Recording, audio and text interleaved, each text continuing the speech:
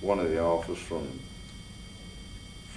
the Commerce, one of the Commerce full-time officers, he came down in the community there, and by that time a crowd had gathered up, and this Champion boy, they had already handcuffed him from behind, and he was standing there, and when this other officer rode up, well, of course he was a black officer. I didn't know at the time what it was, but he took and asked this guy what he had in his mouth, and the guy had something in his mouth. This Champion boy had something in his mouth, and spit it out. And of course the Champion boy just kept it in his mouth, whatever it was, and so he got his flashlight and hit him and started beating him. And in him beating him, well, he wrestled him down to the ground. He was still trying to tell him to spit it out, and he was going to put his foot on his shoulder or head or something. But anyway, he winded up, and the boy didn't have nothing in his mouth. He swallowed whatever it was. And so he was beating him. What you swallow it for? And still beating him with his flashlight, in handcuffs, on the ground, with 2 or 3 other officers standing up there. And people standing around looking at it. And of course they came to me and they brought it up to me with the very next day. Shoot, about, well now, me specialist, now, we're supposed to be organized down here. Now what you gonna do about that? Beating a boy with handcuffs on. And so I said, well, I'll just have to call a meeting and get the officers together and we talk about it and see what's going on. So shoot, all they were there. Yeah, I said, we paying you dues to the and we're y'all supposed to be chartered and all they come with all kinds of stuff coming up. I said, well now I don't know what the circumstance. Well, we telling you the circumstance. I said, well now all right. I said, now since you said that, I said, now how many people here are willing to go down to the police station or wherever with me if I call a meeting between the city dignitaries and the Norris community people? I said, how many of y'all are going to go down and swear to this? I said, now if you want to get serious about it. That's right, we need to witness it. So they did. They said that they said, we'll go anywhere. I said, yeah. I said, he beat that guy down. Right there, almost in the front of his house, where his mom and stuff was. I said, what? So anyway, I went down and I talked to the city manager. I told him, because he was over the policeman. I says, one of your officers whooped up on a guy, handcuffed. And we have witnesses to that effect.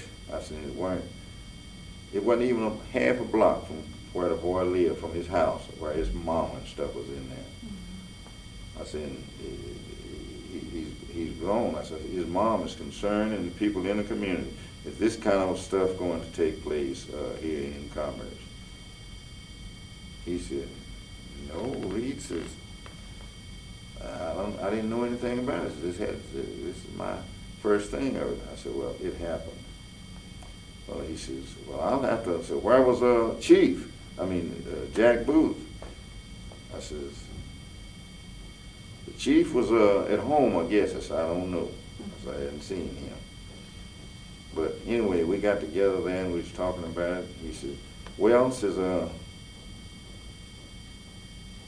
I'll have the chief here. Said, you willing to come down and tell me that?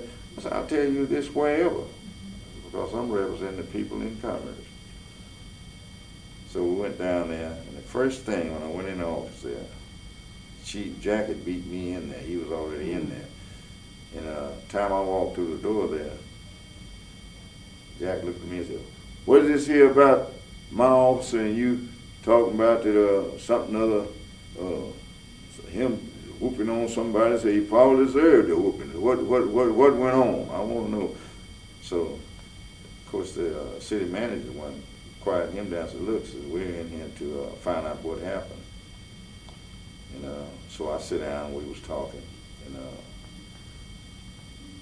Chief Booth, he broke in on me about what you got to do with it? I said, I'm representing the people in the community. I said, haven't you heard? I said, I'm the president of the community club. Ah, yeah, I've heard something about some son of God, something other. I said, well, it's real. I said, we're a chartered organization. So he said, what kind of person is this you call yourself offending? Said, looking at Rex, said, did you know he'd been to the pen and so on and so on? I said, well, Chief, what does that have to do? I said, does a man continue to serve his same crime every day just because he's been to the pen? I said, they turned him loose down there. I said, and y'all turned him loose here. Well, he says, do you know what he have done and all? I said, the man had paid for his crime as far as I know. I said, do you have something else there that the man have not paid for? And of course, the city manager, he kind of snickered at him a little bit there. He said, what we talking about there, Chief? Says the man, your boys jumped on the man down there and whooped him while he was in handcuffs. So that's what Reed here is coming up with, saying there's something going to have to be done about it. Well, I'm with my officer. I said, well, I see, I said, if you're with your officer, I said, that means I'm going to have to come at you and your officer. I said, because we want some justice done on this deal. So he saw me one day there, he said, so you coming at me? I said, Chief, I'm not coming at you. I said, what I'm talking about, Chief, is a wrongdoing. I said, now, if you're going to stick with your man and your man was in the wrong, I said, well, I don't have nothing to do but come at you. If you're going to protect him in that fashion. Well, that's mild. I said, well, all right, if you're going to stick with your officer, Chief, I don't have no discussion with you whatsoever. I said, meeting's coming up next week. I said, all the members that was there present and everything, shoot, we got down to the city hall in that private meeting down there in a private meeting room. And the people that actually saw what happened, they came in there and they sit down and shoot, here come the city manager. He done changed sides or something. He jumped up. He says, here's what we're going to do.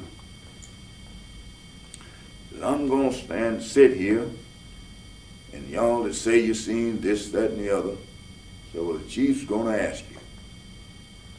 Saying you'll come up before this mic and you'll tell it into the mic and tell it to me just the way it happened. And so he no more than got it out of his mouth before I got up and told him. I said, there's no such thing as that going to happen. I said, because every person that actually saw what happened, they are not like you, myself and the chief there, been speaking before public. I said, did you know that's a job to speak before people? I said, whether it's the truth or what is it? Well, if it's the truth here, I said, well, it's not going to be done that way. I said, we can just go home now. So I told them, come on, y'all. Oh, no. They didn't want the newspaper to walk out with that. Because Alan Hallmark, he was standing over there right. From out at the college, he was sitting there, he was going to put everything of it in the paper. So, and I told him, I said, no, I said, this is how it'll happen. I said, now y'all came to me with this. I said, I'm the cause of you being here. I said, in fact, I'm responsible for whatever take place here. I said, so what I want y'all to do, y'all know me. I said, I'm going to sit over here, and I want you to just come over. You can bring the mic along, but come over here and talk into the mic and look directly at me and talk to me and tell me just exactly what took place. I said, you know me. I said, you don't have to talk to no audience. That's because I know you haven't had that experience, or you may or may not have. I said, but anyway, you talk to me. Shoot, they came down there and sat down there when